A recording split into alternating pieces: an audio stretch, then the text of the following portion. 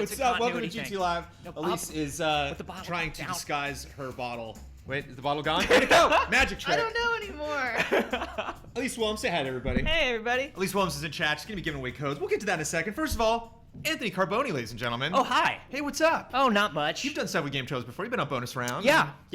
I was in. And I think stuff. I was on for when Destiny launched. Yes. Yeah. I think that was the last time I've seen you guys. How have you been? We've been fantastic. Great. Yeah, we get together for GT Live. You know, once a Nice. week we chat with people. And you are someone that I've been looking forward to chatting with for quite some time. Because of the accusations. I think you owe me some money. We'll get to that at the end of the show. As you can see behind me, we are playing. Might look like Shovel Knight. Don't be confused. It is Shovel Knight: Plague of Shadows, which not one person can play, not two, but three people on the couch. Mike Hubert, Brad Ellis, and Kyle Bossman are all playing Plague of Shadows. According to Mr. Bossman, when someone dies, you're gonna hand the controller off. Yeah. Okay. Or whatever. Sure, or whatever. Whatever. But you know how these rules go. If somebody feels like they almost had it, Yeah. they can have maybe 2-3 lives. And die on all three of them.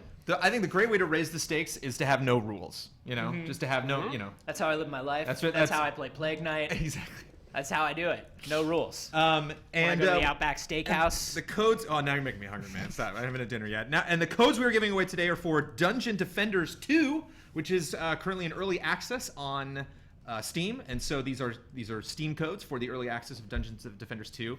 I love me some tower defense. Are you a fan of these games? The orcs must die. Stuff like that. You have to kind of trick me into thinking I'm not playing a tower defense in order for me to like. There has to be a lot of other stuff going on to distract me. Otherwise, I'm like, wait a minute. Well, I'm just like, playing there's a lot of another stuff going tower on right there. defense. That's a you're, lot of stuff. You're smacking people, you know. You're shooting arrows and flinging spells and stuff. No, I think this one looks really good. But yeah, there has to be some sort of twist on it or some sort of different take on it in order for me to be really into it. The twist is this is really fun. That's That's the twist is it's a fun one. And hey, if you get a code for free, then it's really fun. Yeah. And you can check it out in early access and let people know how you dig Dungeons The less you Defenders. pay for something, the more fun it is. Correct. Yeah. Hey, Plague of Shadows, Plague super of fun. You Shadows. have to pay anything for that. Exactly. Free expansion. Can you God, believe I it? loved Shovel Knight, and I haven't had a chance to mess around with this yet. But I'm watching it, and I'm already like, oh, I see how this has changed. Well, believe it or and not, love I actually want to talk about you before we get to Shovel Knight. Okay. So there it is. So we got Mr. Carboni in the seat. We're playing Shovel Knight, and we are giving away codes for Dungeon Defenders, codes for questions. We're going to take your questions, and we're going to throw them, Mr. Carboni, at the end of the show, forcefully at your head. You are doing a crazy amount of things. I remember seeing a video that you posted on social media sometime this year that was literally just like, hey, here's what I'm doing, just in case you're so confused about all the stuff that I'm doing. I mean, you're just constantly bouncing from one thing to the next. So, Yeah. so update us on, I don't know the if world it's- of Carboni. Sure. Let's see. Coming up in a couple weeks, my TV show that I've been working on has been premiering with Tara Long, who used to Right. be on Rev 3 Games and Destructoid, and we did a show together called Hard Science. And this is a show called Three Scientists Walk Into a Bar that we are doing that is actually going to be on the Weather Channel, believe it or not. It's going to be on In Between Maps. And so it's Sundays at 9, right before the 10 o'clock map, but after the 8 o'clock map. You can watch us, and it's me and her and Travis Taylor, who is a NASA We rocket got some scientist. hard science outtakes rolling here. Oh yeah, That's from the one where we attached electrodes to our faces, and then Tara played us like an instrument. So are we gonna? Can we expect more things like this? Yeah, but bigger. Like, everything we did on Hard Science was kind of like, what can we throw together for a couple $100?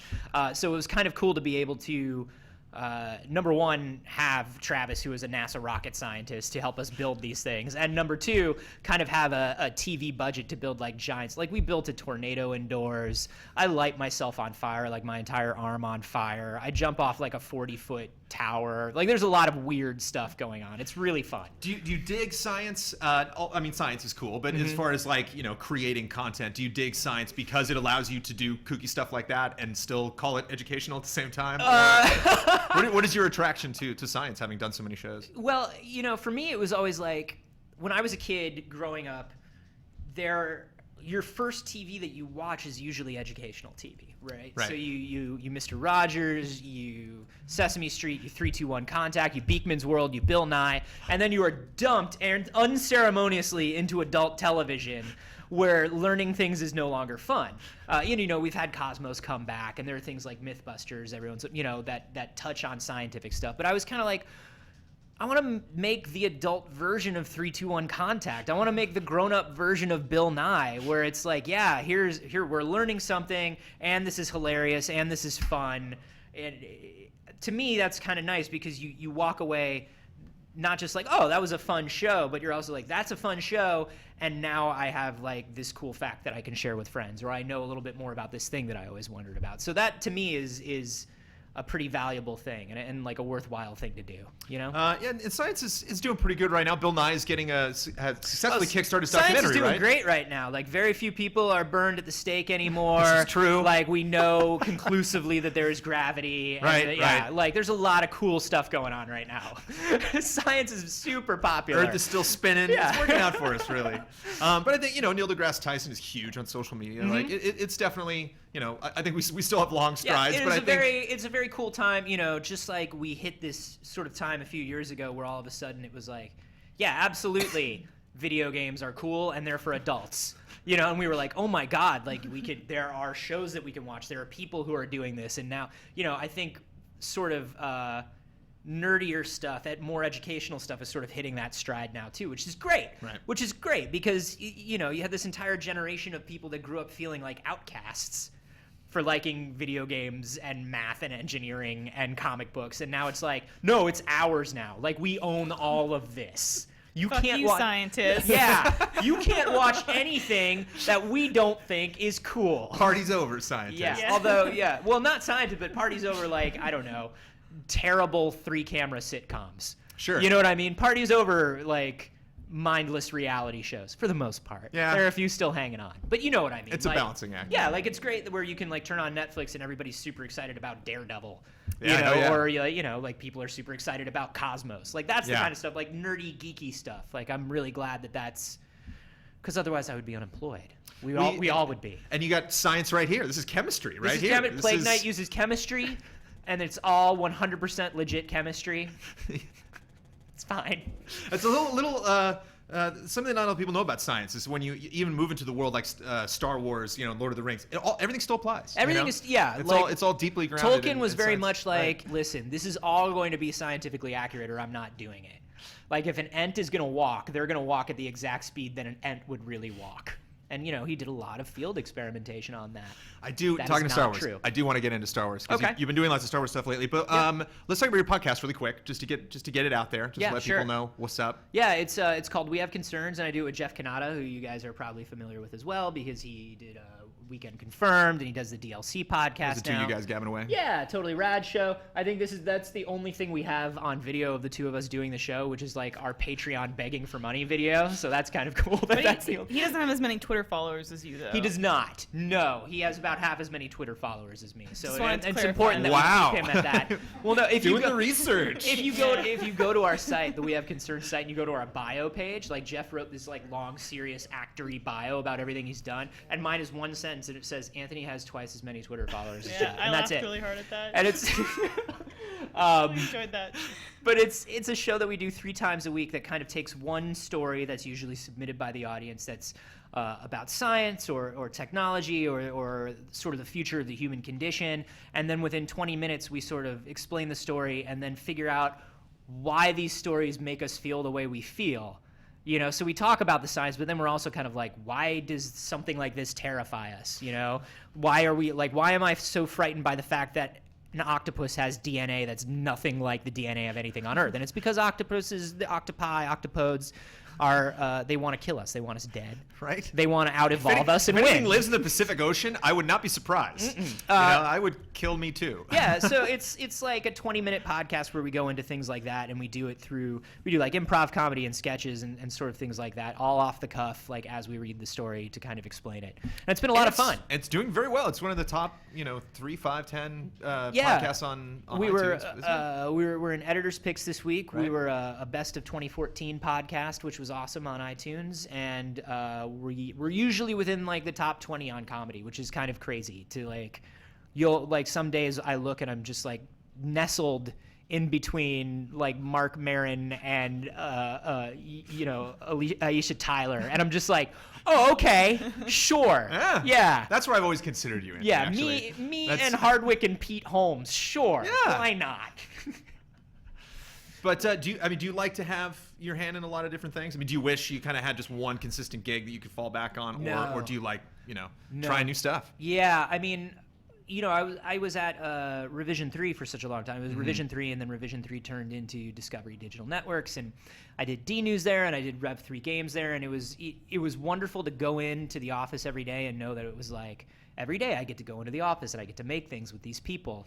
But I love to sort of just have a million things going on. Like, I kind of work better that way, where I'm just sort of flying by the seat of my pants at all times and sort of like, able to kind of take on anything that comes my way. It seems to be your like modus operandi. Like, yeah. like you're not comfortable in. I like until that's working going on. more than I like anything else, and it's unhealthy, but it's like the way I am. So it's I like kind of being a free agent and being able to do all these things and work with so many different people and do so many, like I'm doing a science thing and I'm doing a Star Wars thing and I'm doing gaming things, and it's just like, yeah, I love all this stuff and I love being involved with all of it, and it's exciting to always be taking on new things and working with new people, and it's been great. It's been great. We'll I've been regret being super lucky. workaholics when we're in like our 70s, but Will we? that's such a long Will time we? away. I'd like to think that by the time regret would set in, I'll just have like full Alzheimer's, like just straight on dementia. And it's like, I won't even worry about like, why is nobody coming to visit me? Why do I have no friends or family? Because they'll put a camera in the corner on a tripod that's not actually running. I'll just but you'll just vlog. think You'll have like It's like that kid who runs the radio station in Wet Hot American Summer. you'll have the flower vase as a mic and just like I plan to be Ken Watanabe's character in Inception, where I'm filled with regret, but I don't know why. Yeah. And then a young man comes and asks me to be young men together with him again. Yeah. That's my fingers crossed. Maybe it'll be Ian. Yeah, that'll happen. That's our retirement plan. We'd be young women together, but yeah. Yeah. This is Ian, you would make a great young woman, and I've always wanted to tell you that, but Thank I never had you. it open. That means a lot. More than you know. This is normally the time where we shift attention to the game that we're playing. This is actually the second time that we've played Shovel Knight on GT Live. So I want to talk about it just a little bit, but we got to talk about Star Wars, man. Yeah, You've been very involved in Star Wars. You were hosting most of the material that was being produced, in the official. Here's you with, I don't know, some guy in a shirt looks like some Star Wars nerd fan. Some dude who didn't get the memo about not wearing my outfit that I know, day. seriously. But you're super cool. You got the untucked version. Like this guy's clearly just really uptight. Whew, man. That was a crazy experience to do. I was there. I was there for the Celebration. celebration. It was great. Yeah, It I was think a I fun- ran yeah, into you. okay. I ran Oh, into you at the I cantina. bugged you yeah. for sure. Yeah. Yeah. It was. I waited till you were off camera. That was a lot of fun. That was a huge amount of, and then we were not the very first to talk to him after the panel, but we were among the first people to talk to him after they released the Force Awakens trailer, the teaser, and it was just a crazy, crazy year to be involved in Star Wars Celebration. It still is. It was wonderful. Yeah, it's a great Everything Star Wars, and it's maybe the best year to be a Star Wars fan since 1977. Maybe. Like 90, like special edition was pretty cool. Special edition was great. Because the early to mid 90s was just like a desert, and then all of a sudden, like you could go into Toys R Us and get like a like Han's blaster. It was nice. There was a great moment, where I took my little sister to see Episode 1, and it was her first Star Wars movie, and we were doing like the midnight line, and it was cool to like be the person who ushered her in, because my older cousin was the guy who got me into the original trilogy. So yeah, that was a cool moment, but there's something about Episode 7, man, that just feels like magical. Well, Absolutely magical. I compare hype around Jar Jar to hype around BB-8, and like there's no there's no comparison there, man. Jar Jar got shorted later on in life. He was a very important government official. Right. He was very serious. He was a war hero. Like, Jar Jar is the John McCain of the Star Wars universe. Well, I am into the concept of Jar Jar. Like, Sure. I think somewhere in there is a the good platonic ideal of Jar Jar. There's a good idea there. This war-driven society. You have this guy who's an outcast. Like, he despite his best efforts, he's always screwing things up. Yeah. And then he kind of like teams up with the Jedi, and then he just had a real funky style to him. Like, even before we heard him say a word, like Sure. when I first saw a drawing of him, I was like, I love this guy. It only felt like mildly racist in some ways. Extremely racist. Like, But then he talked, and then Yeah. everything just fell off the table. Yeah. But I mean, just I mean, you but can if I just was a kid, but I always look at it like my cousin was older than me, and my cousin is one of those people that was like, oh, the Ewoks ruined the original trilogy. I loved the Ewoks. I love the Ewoks. Return is my favorite out of the love them. Yeah. And so I picture being a 6-year-old and watching Jar Jar and being like, Jar Jar's fine. Yeah, Jar who are Jar's you to fine. tell that kid that, There was a lot of other stuff going on around Jar Jar that also was not great. It also was not the greatest. So this is why, 7 feels like a very special moment. So you're also involved in Force Friday, and you were doing.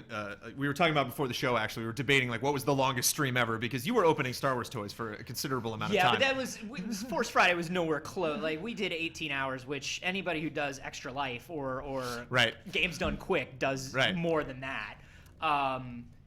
Yeah, but it was a long time to be going. It didn't feel like a super short stream, I'll tell you that. But it was fun because it was another thing where, there was part of my mind when you're talking about something like Force Friday where it's like, when it initially came to me, like a tiny part of my brain was like, am I doing like a big commercial for toys? Yes. You know what I mean? And then the part of me was like, yeah, but are the toys cool? Yeah. And if I wasn't doing it, would I be watching it? And I was like, yeah, of course I would. Of course, this is like a big, like kind of a big moment. We were talking about how, what's the reveal gonna be? Because in the original action figures, there were characters that were spoiled that weren't in movies because they were action figures first, and so we were like, something's gonna drop. Something's gonna drop, and we're gonna be the first people to see it. We were the first people to kind of see because we had the Kylo Ren with us. We were the first people to like pull off Kylo Ren's hood and be like, "This is what his helmet looks like. Totally a Vader callback. Right. What's going on with Kylo Ren?" Like we were able to do things like that. So it was a lot of fun, and it was just cool to be one of the first people in the world with your hands on that stuff. Like just the me that was 6 years old with the first lightsaber toy I ever held was just there the whole time. Like, now I'm the first person to touch this, and now I get to touch this, and now I have a Millennium Falcon. Like it was rad. So there's lots of reasons for Star Wars fans to hate you. Is basically what you're saying. Yeah. They spit on me. They push me a little bit. They neg me. But just out of curiosity, for people at home that are interested in getting into hosting potentially. So, did you contact Star Wars? Was that something that did your agent reach out to them? Did this opportunity just kind of pop up and you booked the gig? Like, yeah, I don't right now. I don't have an agent or a manager, and I never have. And damn you. I should probably get one because there is stuff coming in, but there's also stuff where it's like, why didn't I know that was happening? I probably could have submitted myself for that. But no, Star Wars was just one of those things where somebody that I used to work with, Scott Bromley actually, who used to be part of IGN. Oh, okay. He was doing producing for Star Wars for their web content, and they were looking for somebody, and so it was just one of those things where it was like, I know a guy who would be great for this. And you are a Star Wars fan. So this isn't you just like, well, it's another job. You're like, let's do this. Yeah, of course. You can't have been born between the years of 1970 and up to now and not be a Star Wars fan to some. It's possible. To some degree. To some degree, But yeah, I was definitely a kid who always had a lightsaber on him. And you're psyched. Before we talk about Play Night for like 3 seconds. An adult that always has a lightsaber on him. If you had seen my Snapchat during the live stream, like I was taking things out of the studio that I was not supposed to be taking out of the studio. Like I had full Kylo Ren costume on, and I was running around the YouTube space with my lightsaber, just like whacking random people, kind of like I did in the office here before we started. You came in and immediately started poking people. Yeah, I got booped. You gotta be careful. Did get booped. Multiple times. Take that how you will. So you said you liked Shovel Knight. You enjoyed amazing. it. Yeah. I think is one of the best platformers I've played maybe in the last decade. I mean, Absolutely. it's just a very finely polished game, and incredible that this is free. Basically, what we're looking at. This is some new areas, but mostly you're playing as this new character. You're going through a side story, if you will. Treading your own ground, but also kind of following the events of what Shovel Knight's doing at the same time. Yeah, and I think it was amazing of them to kind of tap into how cool we all thought Plague Knight was as a boss. Yeah, but I mean, Plague Knight, I mean, there were some cool bosses. There were definitely harder bosses in Plague Knight. Yeah, but there's something like that moment of first like going in and fighting Plague Knight and being like, this is crazy. And like, it's got that very Mega Man feel of like, he's throwing these bombs and everything is disintegrating around you and you've got to kind of manage all of that. And just kind of looking at that and seeing how cool the character was, and they were like, oh, we could make him playable. he could absolutely go through the original. He just game. looks cool. It just Yeah. it just animates. Well, I like that whole well. plague doctor aesthetic. Like I'm doing the same thing in Darkest Dungeons too. I always love having plague doctors in my lineup just Yeah. because they're so creepy looking. Kyle, what do you think? Why Plague Knight? Why of all of the villains? Have they come out and specifically said why they chose this guy? Yeah, it was a vote. People could vote on the 2 bosses they want. What was the other boss? I think it's the one who's got the lancing sword. Oh, okay. Propeller Knight. Is that Yeah. his name? Oh yeah. I think he's the other one. I think it's That's like- cool. Yeah. That's cool because you can already see what they had planned for both when they kind of put that up to a vote based on the boss battles with them. And yeah, I'm glad that Plague Knight won out. What boss did you hate the most, Kyle?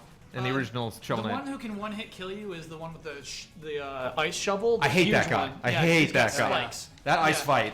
Well, plus like Like- ice levels in general, like just the fact that you have to play an ice level to get to him is insult to injury. You know? Absolutely. Do you see yourself playing this game again? Oh yeah, for sure. Oh, okay. For sure. 100%. I actually, when I walked in and I saw that we were doing this, because we were originally scheduled to do a different game, and then we wound up doing this instead, I was like, oh yes. No shade to the other game, but this is so much better.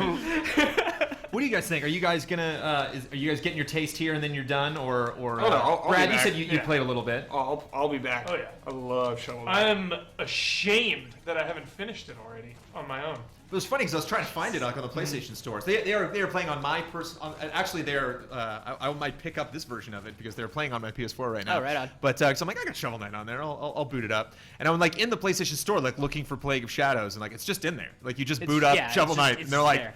there you go. The update took all of like 5 seconds. That's amazing. Yeah, I have it. I've got it on PC, and then I had it on 3DS because I had to know how it looked on 3DS. Right. Just to see. And That's it what I was, played it it was on, cool. yeah. Yeah, it was great, and it was good to have it with me too because it was very. I got very obsessive over it. Very obsessive over it for a couple weeks until I had it all finished. You know, love this game. I was such a huge DuckTales fan that it's like. Yeah. And then that DuckTales remasters was so much of a letdown. So disappointing that I was just like, oh, thank God Shovel Knight exists.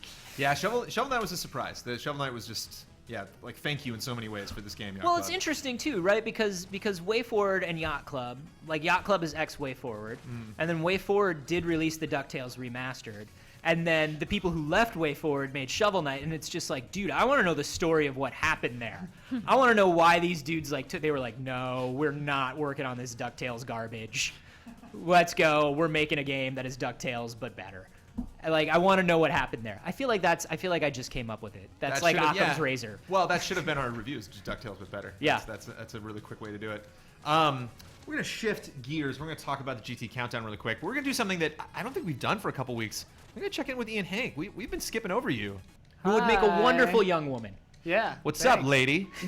Not much. How are you doing? How are you guys? Hey. How you fellas? What are you doing after the show, Ian? Going home and I like your eating cool- Indian food. I like your cool Hyperlight Drifter shirt. Thanks. I got it at PSX. Whoa. Ever heard of it? Ever heard of Not it? a big deal. You heard of it? It's probably too cool. Don't worry about it. Ian Hank on controls. How's the TriCaster treating you tonight? Is it It's working? great. It's doing a good job We're good or tonight. set? You were just ripping through that Carboni B-roll, man. That was great. That was I had a fun couple options B-roll. for We him, had, and he was we had a on lot it. of He was right B-roll. on it, man. I Yeah, appreciate used it That all. was lovely.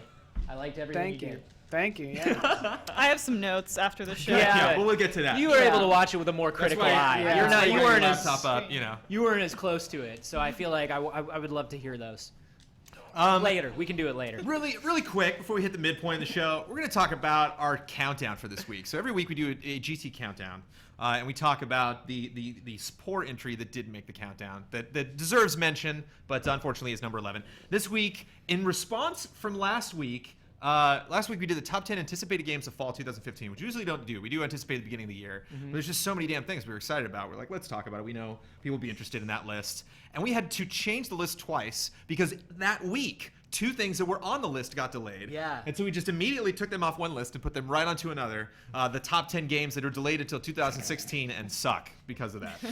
That we're very, very sad about. I don't know, what is it the top 10 devastating delays of 2016? Yeah, I believe we wanted to add that little. That sweet alliteration. Yeah, that little modifier of That's nice. devastating. That was the Kyle Bosman joint. Kyle devastating Bosman? delays. He's Kyle distracted. looks You pretty make a devastatingly great young delayed woman. right now. Kyle, That was a great idea. Kyle said this list needs to be more torturous. So Can we so please yeah, turn that into just the normal superlative for the rest of the show? Like anytime somebody says or does something good, you would make an excellent young woman. Can we just do that? Can we agree that that's our thing now for the next 40 minutes? Sure. I would love Yeah. to be told that. Okay. Well, you gotta earn it though, at least. You gotta earn it like Ian did. Just, you know what I mean? I gotta say, it makes it feel less special though. For me now. Yeah, Ian won't take it too kindly if you refer to me as an excellent young woman. I want to be the only one. You can't. You know what, man? It's not about that. It's about. That's true. About It's not a sharing in the competition. achievement with You're gonna your you're team. gonna turn the corner right as he says it to someone else. Yeah. Like, Yeah. Well, He this, says it to everyone. this game was an excellent young woman, but it just didn't make this the game, list. Yeah. Homefront: The Revolution Would is make an excellent young an woman. excellent young woman. I know spent some about time this. with this lovely young woman just recently. Don't get at creepy PAX. with it. Don't get creepy. Right. It's a superlative, and we It don't was get creepy just with right. Well, superlatives. see, that's He I don't know where that got line creepy. is, Anthony. That's see, like you do so much. You do so much live. You know, you really got to know where that line is. And sadly, I haven't. I got to do maybe another year of GT Live, and I'll figure that out. Maybe I should move on and just address it strictly as a game because it is a game. I love open world games. I love. I didn't play the first Homefront, but loved what I played. That's at the one where PAX. you press X to hide in bodies. Yeah. Yeah, that's the first Homefront is the one. It's because it's the alternate universe Korean War thing, right? Where the Yeah. the Koreans won the war, and then they're in the early part of the game. Like the biggest thing that people mention was there is a moment where you press X to hide in a pile of corpses so they Nice. don't see you. And I think that was like the most memorable thing from Homefront. I can't remember a single other thing from that game. Well, one thing that I was nervous about when I played it at PAX was they had a motorcycle in a first-person open world game. Okay. And but you're like in the city, like in Far Cry works, there's just hills and you can go off the road into the forest if you want to. But like in a city, especially post-apocalyptic, where there's just like a car in the middle of the road, or war-torn, I guess. Not Were you worried post-apocalyptic, but about how it was gonna feel just or that how it wouldn't was gonna handle- look? I was just gonna drive right into a wall over and over and over again, and like controlled great, like really. And like it was open world. And I had a specific objective, and I was gonna be nervous. Like I was gonna have to like grab a dev and be like, "Where am I supposed to go? What am I doing?" And like found it really easily. Like had 5 minutes left to burn, and just like found a random patrol, like lit them all on fire with a Molotov, and was shooting guys from like rooftops. Yeah, Like, man. I enjoyed it. I had a Video good time. games. Yeah, video games. Yeah. Shoot people. Yeah. But didn't make the list, unfortunately. So we have 10 hot games that we thought we were going to get. We were told we were going to get in 2015, but they were being bumped to 2016. One game that came up that I'm not going to say it is on the list or not on the list, but we were talking a little bit about Star Fox before the show Yes. started. And I said that I was a fan of Star Fox, and you were offended by that. I'm not You were offended. insulted. I'm not insulted or offended by Like somebody I poured being hot a fan. coffee on your face. Well, my mother was an Andros, so no. Here's the thing. As soon as the morning that the delay got announced, a lot of people were like, "Oh my God, I can't believe Nintendo's doing this. Nintendo's destroying themselves." And I tweeted out that I think anybody who was super surprised by the delay probably hadn't played the demo of Star Fox at trade shows, because while I didn't find it to be a bad demo, it wasn't something that grabbed me. That sort of feeling of Nintendo magic wasn't really there. It felt I was gonna fly through some rings and I was gonna shoot some stuff, and it looked like Star Fox, and that's great because I like Star Fox. But I think Nintendo felt the same thing that I think a lot of people that played the demo did, which is I think we're leaning too much on what people expect from a Star Fox game. We're leaning too much on the IP. We're leaning too much on nostalgia, and we need to sort of take this thing back down. We need to strip it back down and rebuild it into something that's actually going to be fun. It just wasn't, there wasn't a lot of fun there. Once I was like, okay, I'm used to the fact that I'm playing a next gen Star Fox now, Right. Which is the same way I felt about the GameCube one, where I was kind of like, wow, this looks beautiful. And then I was like, and I'm flying through rings and it's great. Okay. Like whatever. Like, I think Star Fox is not a franchise that they have iterated on as well as some of their other franchises. Sure. Yeah. I mean, something like Tropical Freeze was like almost up for like Game of the Year last year. I mean, like that was surprised me. That was an incredible, super surprised me. incredible game. Yeah. Yeah, and you even look at you look at Mario Maker, Yeah. which is one of my top games of the year. It's just filled with all this magic. It was such a brilliant, obvious, like, this is clearly where we have to go with Mario. It's good that you bring up Mario Maker, actually, because one of my favorite things about Mario Maker is it's like finally a game that not only makes good use of the pad, but couldn't exist if you had that. Like, Yes. How annoying would that game be if you had to, like, you know, with a D-pad, position everything, and then swap through items with the shoulder buttons, and you know, or like, you know, or just, I love Disney Infinity, but like it's cumbersome to try to line things up in 3D and move and like you just build levels so fast with that pad. Yeah, it's amazing. So And and it's great that they finally have something that's compelling, because even there are a lot of Wii U games that I absolutely love. Like Splatoon is also like another one of my games of the year, probably. And there's just not a lot of reason for that giant controller. Right. There's just not a lot of reason. But there for is a it. reason for that giant controller to bring it back. Yeah.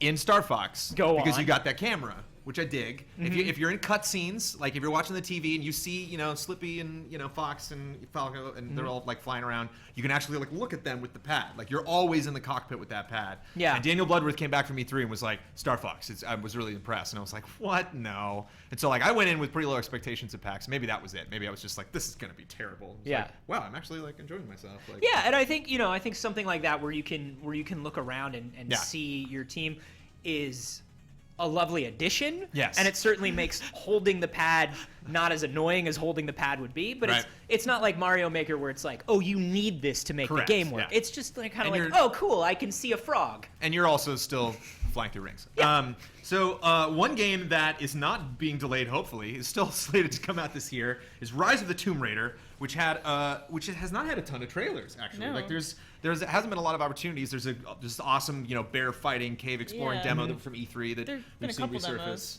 demos. We actually have a preview that is being produced today that will be going up tomorrow from a recent event that we went to go check out Rise of the Tomb Raider. And they had a badass trailer this week, and you should check it out.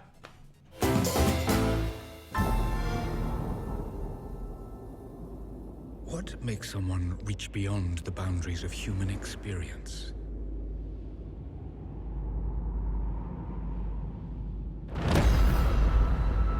To face the unknown.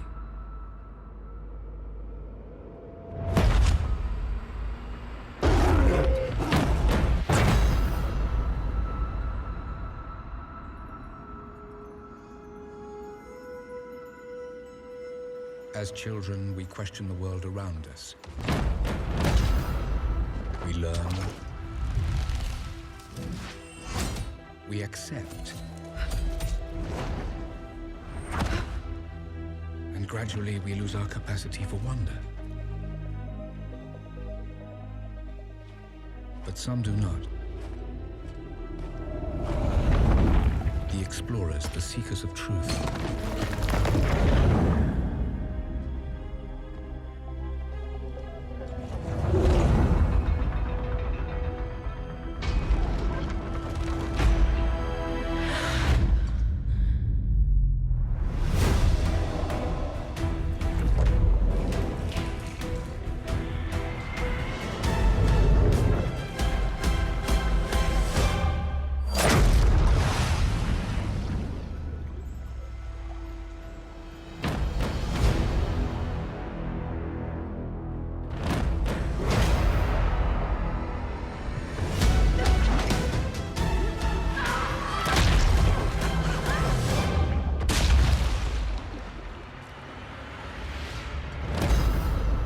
It is these pioneers who define the future of mankind.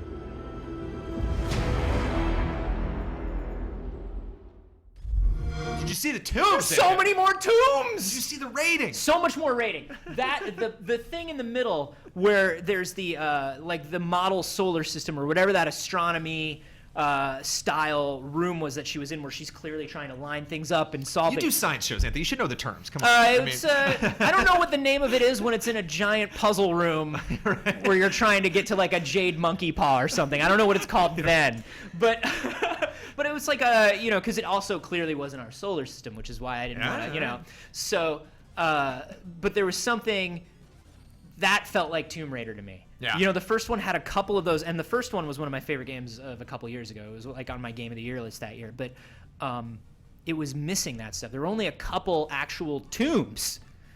There was like that tomb where you made a thing float down a river and it Right. opened a gate and that was it, and it was like towards the beginning, and then there was Yeah. one towards the end. That's why I felt really bad, because there was just like one thing you had to figure out. Yeah. And when even that would like stump me, I'm like, I'm an idiot. Like, Yeah. I think there's only one puzzle in this freaking You're tomb, and I mostly just can't blowing figure up it out. boxes of dynamite. Yeah, That's like it was it. missing, like, you remember that, was it in the first or the second one, where it's that room of the Norse gods and you've got to get Thor to like swing his hammer Yeah, and yeah, like yeah. avoid That's it. the It's first like- one, yeah. That's the first one.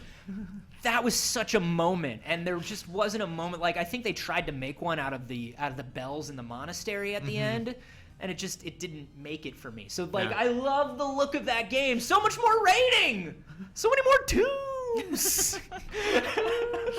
But you think it'd be false advertising with that first game, but now they're think so? now they're finally owning up to I'm it. very excited for it. Very excited for it. You're hyped about lots of things. So so I see you and J.J. Abrams, you know, on the interwebs talking Sure. about Star Wars. You know, I Yeah. see you hosting stuff like this, and I gotta wonder. Do you like Star Wars? And I know you do, but I gotta wonder. You know, watching you, it's like, is Anthony like legitimately just freaking out about this movie, or you know, he's a host. He's paid to be there. He's paid to be enthusiastic. Do you need to be at least have a base understanding of, you know, the projects that you're working on, enough to be, you know, have just kind of like a modicum of enthusiasm, you know, I so am you don't have to I'm fake definitely it, or more- can you just totally fake it? Yeah, I mean, I'm definitely more qualified to talk about Star Wars than I am to talk about science. If you know, like. But that's kind of the point of But the I do show, is that both, you don't yeah. claim to be a science expert on that show. Yeah, I think you know, I'm in a good position now where I think towards the beginning of my career I had to take a lot of things that I wasn't necessarily as naturally excited about. And Joe Millionaire 2. Yeah, sure. Like, that was not easy for me. No. You know, Beauty and the Geek season Yeah. 17 was not easy for me. You know, no, I think, you know, it is your job to bring an excitement to the thing and to find the cool thing about whatever it is that you're hosting. You know, even if you're not a fan of whatever it is that you're hosting, it's your job to understand that you are hosting something for a community of people that do find it super exciting, and it's your job to find what is exciting about it for them and to kind of like mine that. I tend to only take things that I like now, you know, which is great, or things that I naturally have an interest in. But yeah, I don't think you can be a good host if you can't make sort of the more mundane things exciting. You know, you even think about something like the Tonight Show, or you know, the Daily Show, or something where it's like you've got to do this every day.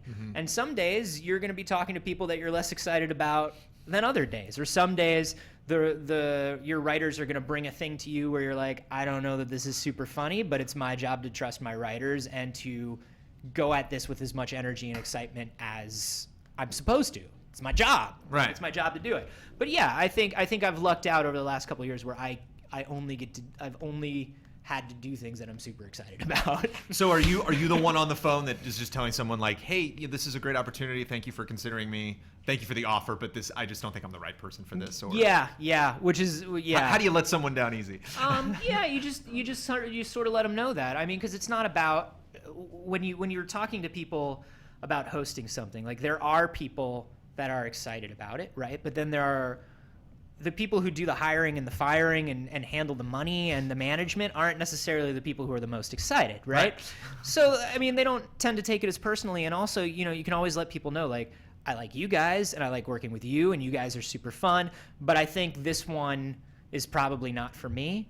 And the other great thing is, like, that always puts me in a place where I can recommend friends who are better suited, you know, because I have a lot of friends who do the same thing, who are on camera and who like similar things, you know.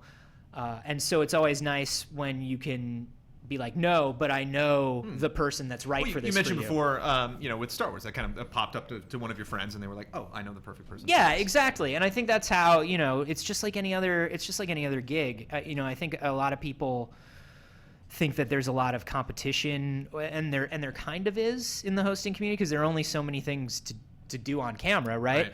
But I think the people who do the best are the people who do only take the things that kind of excite them and fit with who they are, and are the people who help their friends who are in similar positions, you know. And that's, you know, because I'll be like, hey, this guy's perfect for this job, and then 6 months later he'll, you know, be in the running for something and he'll defer to me, you know, or she'll defer to me. Like, that's just the way it works. You have to be that way. So you're going into Star Wars. Going into Star You know Wars. you're going to interview these people.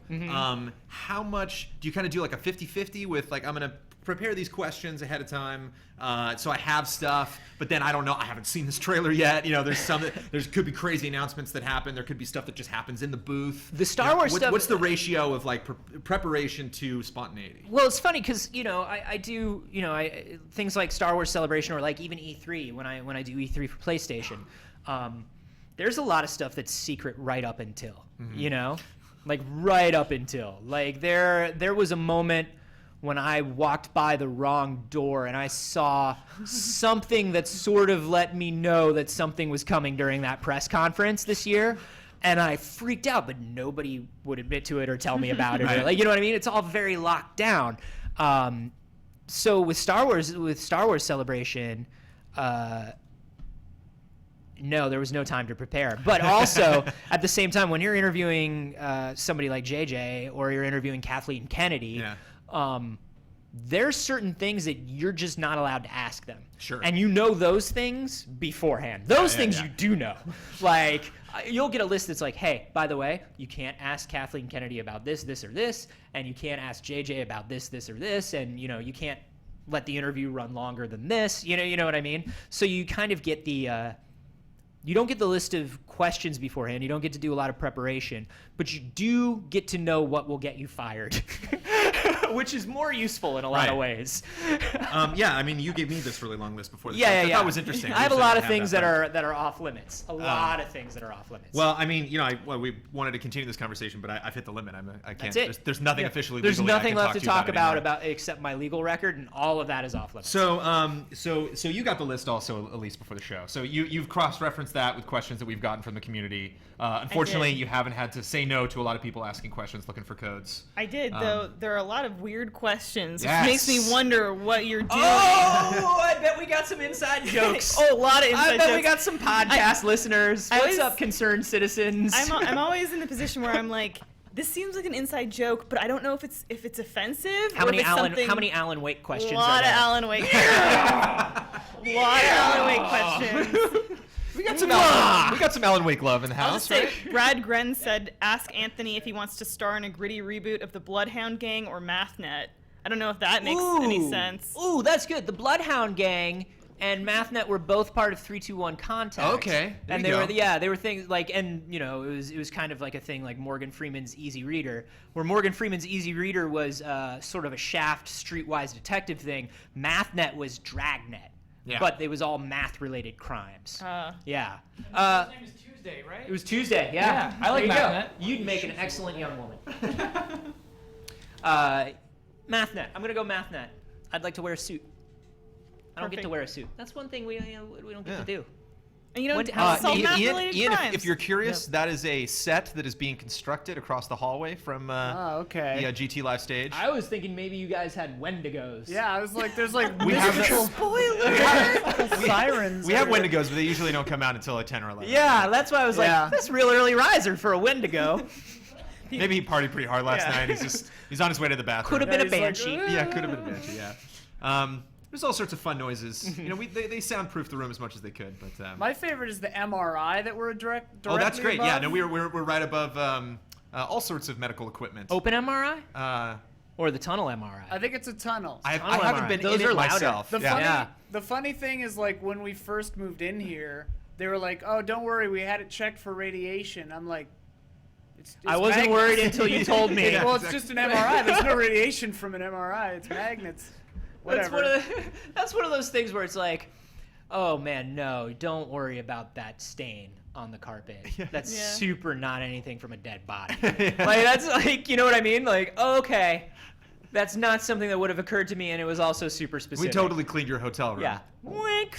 Look, we put plastic on everything Right. with a little note that says we cleaned it. Right. That's how you know it's clean. That's the paper thing that goes around the toilet seat that's like, don't worry, it's clean. And it's like, I don't know, I'd rather smell cleaning products Than than see a piece of paper. than see a piece of paper that reassures We're me. not giving codes to Wendigos. What are more questions? Oh, you guys want more questions? Elise Williams. no More when to questions. go's allowed. Elise Williams has a hard out at 7, don't you, Elise? I do, but I mean, You're you guys can go on. You're without at me. 7:01. You were taking the up top. I'm taking You're out. the Destroying. table with me. The whole thing. Smashing it. I guess this is a question for everyone. From Carl Carlston, how do you feel about the possible voice actor strike? I don't know if you've heard about this much. Yes. This probably, I mean, this is something that hits a little closer to you're a voice guy. I You're don't a radio like guy. voice actors really. I kind of they're a despicable bunch. They're not personal at all. It insists They're just upon egos itself. across the board. They all, each and every one of them insist upon themselves. Terrible, yeah. I mean, that's what they're doing. They're insisting upon themselves. And I mean, nobody. Was that me or something else? Did I make a funny? Was No, that? you made the funny. Oh, thanks. Yeah, they want to make a living with this. You know what I mean? It's like it's not easy making a living as a voice actor or as a host. You know, or like getting these gigs and you get a big gig and you want it to last. And a lot of people in the industry are bringing up really good points. So they're like this, just because you're looking at the format of how things are done in film, that's not necessarily how they should be done in games or how television is done. Or like each medium is totally different. Each project is totally different. Even just within console, like a PC game versus a console game, they're totally different. So Yeah, and I mean, I've been talking to some friends who do it, and one of the things that's roughest for them right now is because the union is done in such a traditional way. Like you look at like most games right now, like there are more games coming out that are smaller budget, mid-budget games than there are big budget games. But if you're part of the union, you are precluded from working on any of these smaller, more interesting games that could help you pay your rent. Right. Because you've got to fight with Nolan North for every job. yeah. You know what I mean? And even if you beat him, he might come back and take it from you later. Yeah, exactly. It's either him or Troy. Right. Like they will take turns taking your job, basically. But like that aside, it's people have to be able to work, and unions are not made to limit people from working. They're Right. made to make sure that people can work under fair conditions. And if the rules of the union are stopping people from paying their rent, then the unions either need to collapse or be ratified. I don't know. Are you a union? Are you a union No. voice actor guy? Because I No. know you do VO stuff. And it's tough because it's like it's not that there is a happy medium somewhere, but it's like when you actually get to the negotiations table, like the offer that not the actress side but the other side made was just ridiculous. Like the things they were saying was like one was like we can fine you $250 for like not paying attention or something. It was Yeah. like if we get a sense that you're not focused on us, they're like, boom, you're fined. If you get stuck in traffic for no reason because it rains in LA and they close the 710 and you're late, $250 fine. Boom. Yeah, a union shouldn't be like one of those weird places that makes you pay like pay to list your garbage to sell. You know So, what yeah, I mean? so Like it's they're just not the- supposed to be a gateway that keeps you from work. So Like, the actual offers on the table on both sides are not realistic at this point, and so that's why it's just tough because it's like that's how you got to play that game. You got Yeah. to say like I'm going to pitch this. There's no way you're going to get it, and then you're going to fight tooth and nail to bring it down to here, and then that's what we're just agree gonna on, go so. back to poorly translated text for everything. We're gonna Yeah. go late '80s, early '90s style. I mean, no more voices, or if there are voices, they're gonna be like voices in 16-bit games where they had to use a special chip to put them in, where it's like, "Welcome to your doom." Yeah, exactly. Like the first Wolfenstein, you couldn't Yeah. even understand like the word that they were saying. It's like, Exactly. is that German? That. They're Nazis. Is it Yeah. German? I don't know. But yeah, it's tough, and everyone's hopefully the actors come out ahead. Yeah, I can't believe that they don't get like back end residuals on their work. But it's tough because a lot of people, a lot of television is produced that way where Yeah. people don't get residuals. So It's nuts. it's Yeah, I think people think that TV and movie deals are in general way better than they are. Yeah. Normally, I think people have these ideas that it's like everybody on TV is getting residuals. It's like that really doesn't happen very often. Nope. I don't know. Yeah, this is from Twitchikins. What scientific discovery, known or unknown, terrifies you the most for the future of humanity, and why is it sentient octopuses, aka aliens? It's sentient octopuses, man. Like you know it. You know that they's aliens. They is aliens. So there was a thing a couple weeks ago, and we did this in one of our live episodes from PAX, but we sequenced the octopus genome, which is sort of like, I don't know, it's like an event horizon. It's like opening that warp gate. Like, we got to do it, right? Like, we got to do it. It's the new technology. Like, we have to. We're compelled to. But when we sequenced the octopus genome, we found out that the octopus genome, the genes have the ability to jump around. Like, whereas in the human genome, we know where everything is, and things are sort of closely related. Things are grouped together. You have straight hair, and you also have brown hair. Right. Okay? Those are grouped together in your genome. We know where to find those. With an octopus, that could be anywhere. They can move their DNA around like that. And they have active camouflage, and there's that video of them escaping from a jar. I know, I was just saying it's that. not Yeah, I know. cool. He slips out They're the side not of the cool. boat. All I don't trust that. cephalopods want us dead. And that's just the way it is. That's just the way it is. Maybe the time of the cephalopod is upon us. It will be. It will be, and you better ingratiate yourself to a cephalopod. So hopefully, cephalopocalypse? yes. I've seen enough anime. Thank you very much. Yeah, ingratiating yourself to a cephalopod is not pleasant. Not pleasant if Japan has taught us anything. I'm just searching for cephalopocalypse.com. I just want to Cephalopocalypse. make sure. Over under on it being like, Ask him another question. Carry amongst over yourself. under on cephalopocalypse being a weird hentai site. Yeah, this is from TFO Kush. What is your favorite tech innovation in the last 10 years? Oh man, my favorite tech innovation. Like, are we talking consumer tech? Are we talking? I guess it could be anything Professional- you want, if it's Vive or if it's You know, we're something making. consumer. Yeah, I mean, if we're gonna talk consumer technology, I really do feel like VR is going to be a cool thing. It's not going to. I don't think it's going to be as cool for games as we think it's going to be. I think it's going to be cool in a lot of in a myriad ways that we don't understand yet. Like, it's really going to turn into a new sort of entertainment on sort of the military or medical tech side. Like, there's so much being done right now with mental control of things like prosthetic limbs and bionics.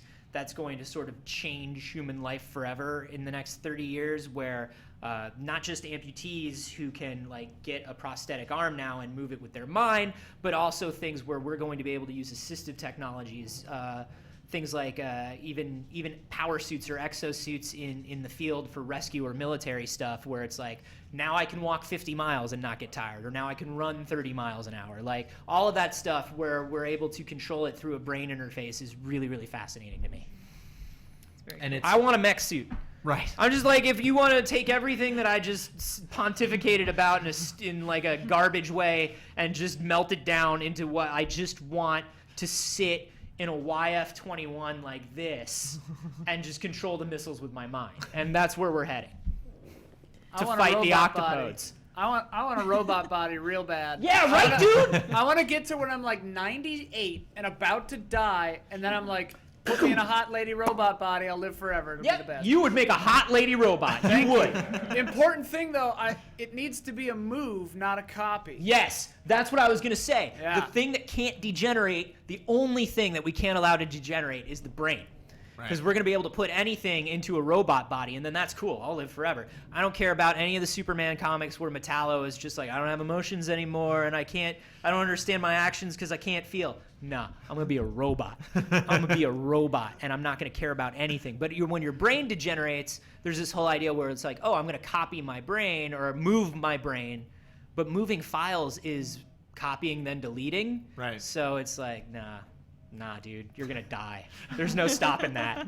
There's no stopping. And then there's just some you who gets like some other you who gets the benefit of everything you work towards your entire life and just gets to sit there like a trust fund kid in your own body. Yeah. That guy sucks. That guy sucks. He would not make an excellent young woman. Yeah. You gotta Smug cut the old brain Ken out and move Watanabe. it.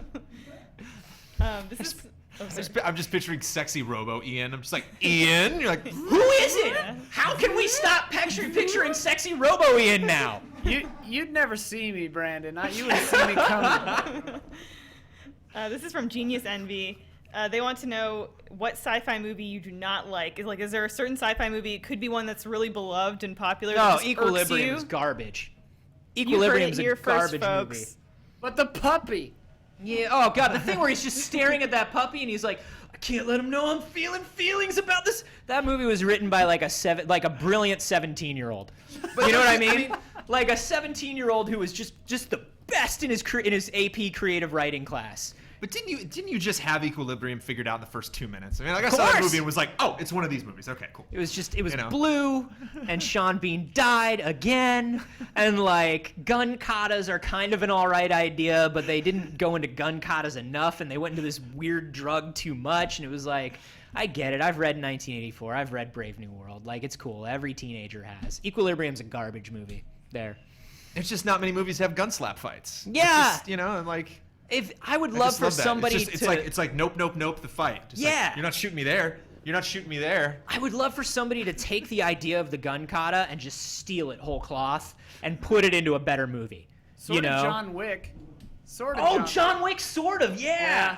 John Wick rules. John Wick is rad. John Wick's a great movie. So should you see Equilibrium and then John Wick, or just don't see Equilibrium? You don't have to see Equilibrium to follow John Wick, but you should probably watch it first. Equilibrium has been haunting me on on-demand video for a really long time. Like every time Equilibrium comes by, I'm like, no. Have you seen it before? Yeah. Oh, okay. No, then don't watch it. Why is it even haunting Just you? watch Gattaca. Did you just say fuck Gattaca? No, I said watch Gattaca. Oh, okay. and Thank then God. No, we're I was like, Gattaca is No, one of no, the no. best movies ever Gattaca made. is one of the most underrated sci-fi movies ever. It's so much more What's relevant your now. number?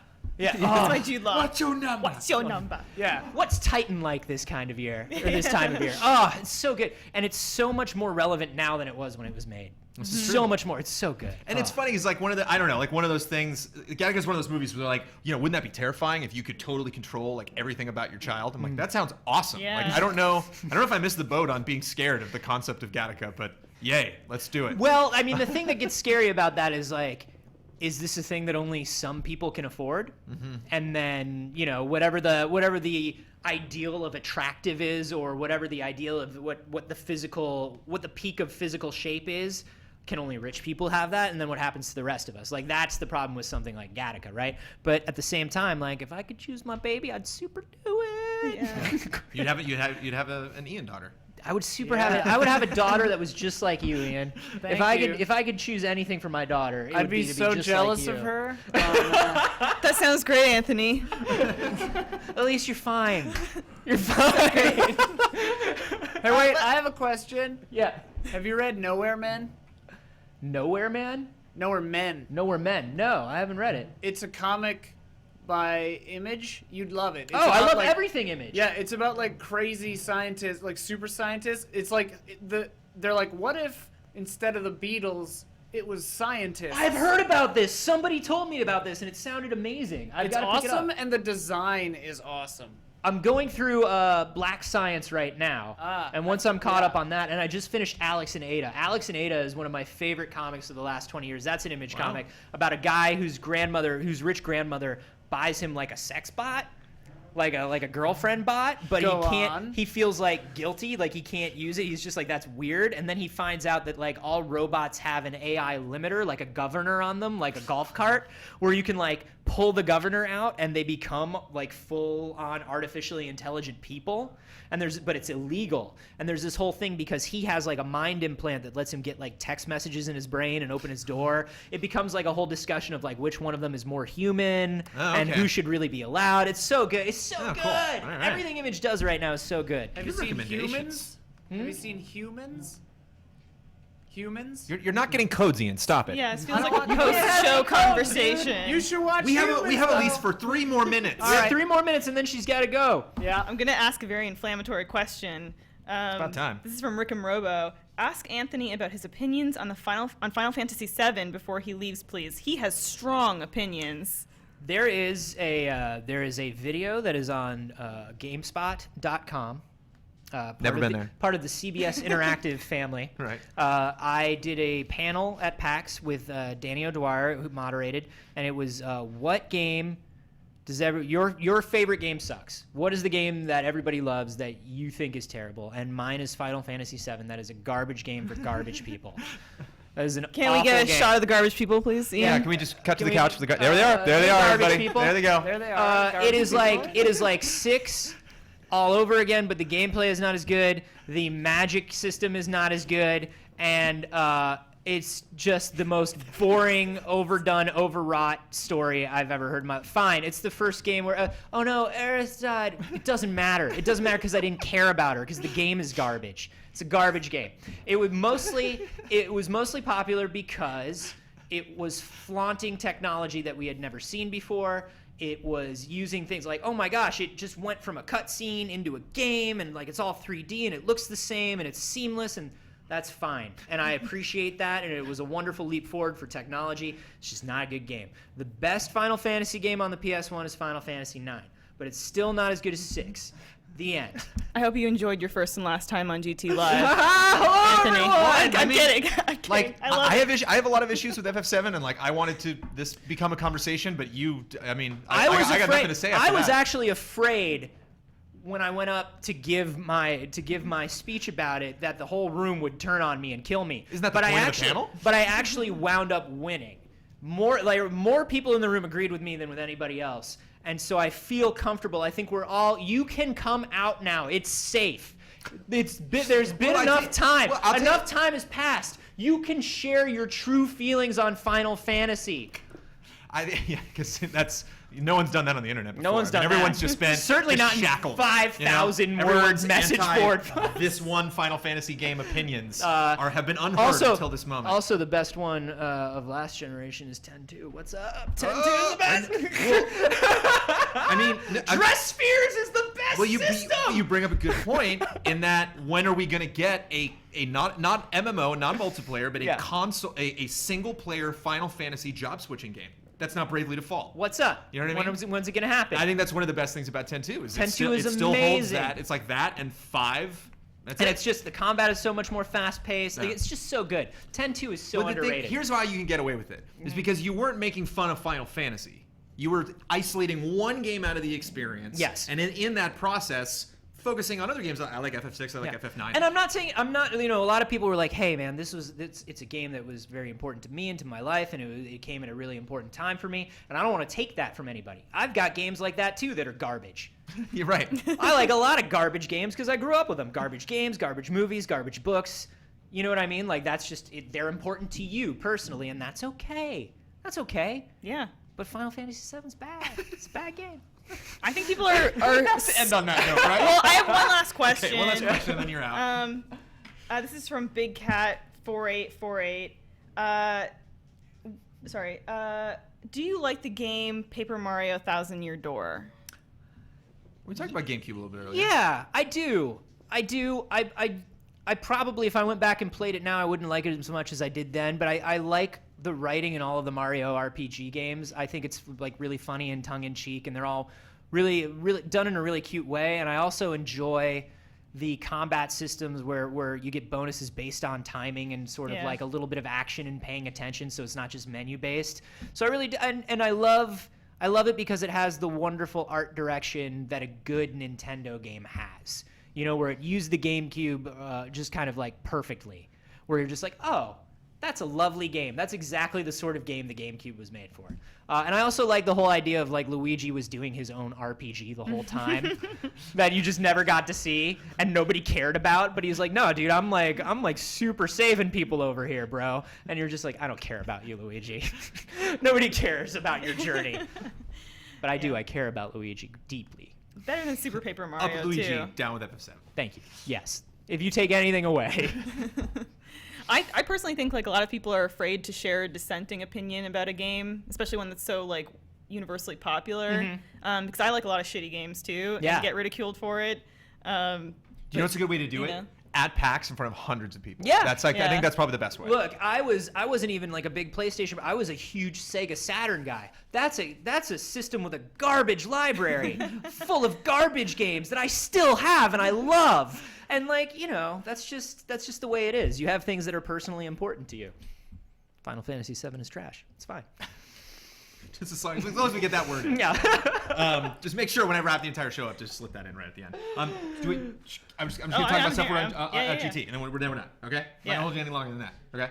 Yeah, let's just wrap really let's quick. wrap I'm it going up. to talk about stuff that's on Game Trailers this week Yeah, do it. that you should check out, that everybody Okay. should check out. We talked about the top 10 devastating delays, games pushed to 2016. If you like previews or reviews, you have come to the right place. We have a preview for Assassin's Creed Syndicate going up tomorrow, Rise of the Tomb Raider going up tomorrow, maybe today, or we're finishing today. I am reviewing Lego Dimensions as soon as humanly possible. We have a preview of the Halo 5 campaign, which is already up, correct? Yes? Yeah, Yeah, it's that's out. I was assuming that they were listening to what I was saying, but that was my mistake. They're That's my fault. like specking out their Plague Knight right now, dude. Persona 4 Dancing All Night, we reviewed the hell out of that game. Triforce Heroes, you produced a video, 7 things that you should know about that game. Because that game's coming out and nobody cares about it. I care. You care about I it. care. Kyle doesn't. Link Anthony. makes an excellent young woman. He does. He really does. He really does. Too good of a young woman.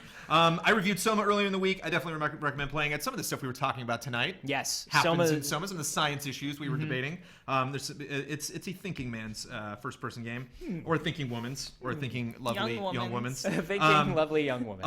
Tabletop Adventures Season 1 wrapped up this week, yo.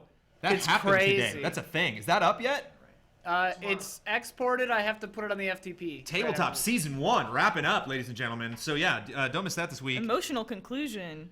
And of course, them other shows, Mr. Final Bossman Show, Mandatory Update, Huber Hype G2 Time, the Bosman Hour. All of those are happening this week. Tomorrow, speaking of Soma, Mr. Mike Huber and Elise Williams are going to sit down and play themselves some Soma. And Friday, Ben Moore's playing Yakuza, is doing a long play of Yakuza 4. Yakuza. Good for you. Good for you. He's not That's here. But he'll hear that. tell him. I was like, who's doing it? All of He's you, a good everybody, man. Yakuza, everyone. He's a lovely young woman, whoever's doing that. And immediately after the stream, Mr. Brad Ellis is playing the greatest Final Fantasy game ever. Egg on your face, huh? Not really. So, Not really. So if you want to see just Know exactly that I'm how watching bad with that game disdain is, the entire time. yeah. If you want to see what Mr. Carboni's talking about, don't go anywhere and jump. We will jump right back on. Not in this room, in our capture room. And that is it. That is material you can check out on GT this week. Is there anything that Mr. Anthony Carboni is doing like right this minute that you want people to know about? Yeah, totally. The podcast is wehaveconcerns.com. That's every Monday, Wednesday, Friday. There's a bunch of new videos on my YouTube channel. That's youtube.com/acarboni. And, of course, the TV show is October 4th. If you have cable and you live in the United States, please watch it. That's on the Weather Channel. It's Sundays at 9 p.m. Yeah, we had a question from someone asking if there's a way to watch it internationally. Is there? No. There you have it. Television! How does it work? Hashtag. No, I'm hoping to hear more about streaming and watching outside of the United States soon. As soon as I have that, I'll share that on Twitter. I'm twitter.com/acarboni. There were lots of loud, funny noises directly into the mic this episode, Ian. Did we handle it? You okay? They're pretty good. This time? We all Yeah, right? it's We're all right. balanced? Lady! Kyle, I don't think I saw you pick that controller up once this entire streaming. Did you play a little bit, Kyle? Are you just the only one who made progress? Whoa! Well, I appreciate the effort. Thank you guys for going through and playing the game. Thank you for playing on my console. So this is my save that I'll just pick up and have absolutely no idea what's happening later on. Thank you, Kyle. Thank you, Brad. Thank you, Huber, for chilling on the couch and playing Shovel Knight. Thank you, as always, for handling community. Thanks to chat for all the great questions. Really good questions. Yeah, thank you, everybody who sent stuff in. Thank you, Ian, for controlling everything. I get one. Thanks. And thank you, most of all, you lovely young woman. Oh, thank you. Thank you for having me. This was a lot of fun. Yeah, loved it. And thank you guys for watching. We will see you next week. Another GT Live.